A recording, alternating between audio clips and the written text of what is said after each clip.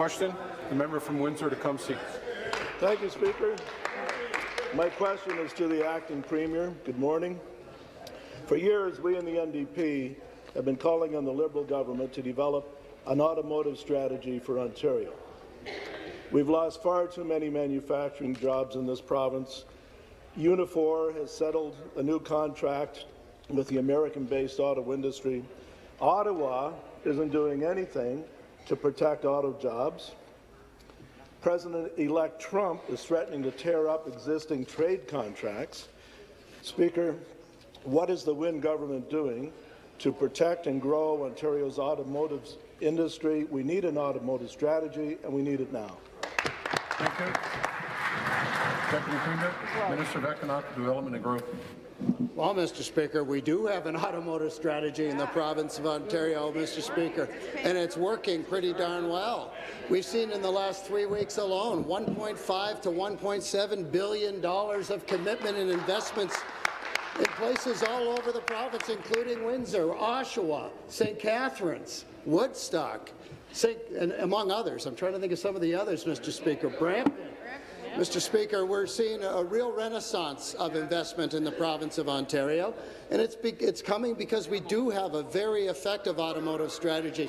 Not only, Mr. Speaker, in supporting the jobs in today's automotive sector, the assembly jobs, but also promoting our ability to innovate in that sector and be leaders in that sector.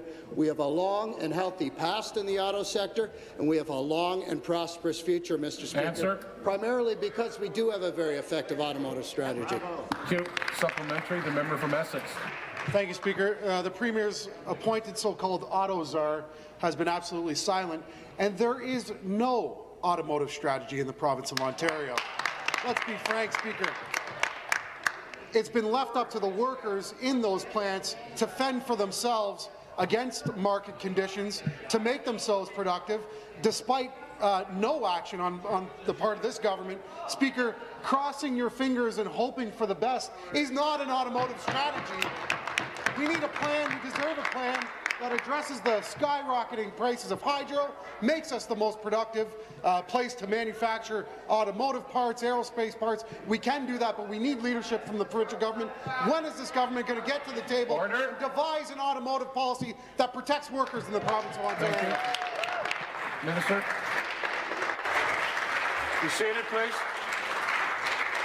Be seated, please.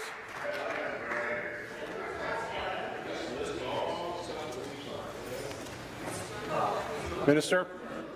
Mr. Speaker, when it comes to auto and manufacturing, this province has put forward $1.7 billion of investment. That's leveraged $16 billion from private sector manufacturers in this province. 70,000 manufacturing jobs have been created by that policy, Mr. Speaker. So how can you stand there and say that we have no policy? Mr. Speaker, the fact of the matter is the plants in Windsor, those engine plants, were considered to be dead and gone because this government has an effective policy, because we work closely with Unifor, because we work in partnership with the...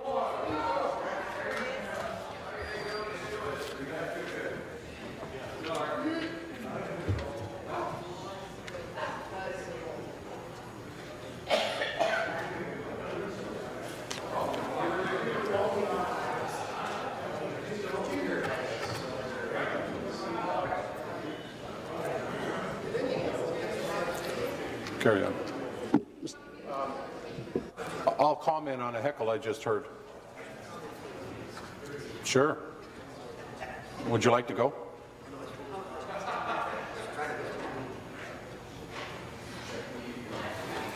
Minister. Mr. Speaker, the NDP should be complimenting this government on the great work we've done in partnership with Unifor, in partnership with our auto partners, to save and ensure that we have a great future for tens of thousands of auto workers. Thank you.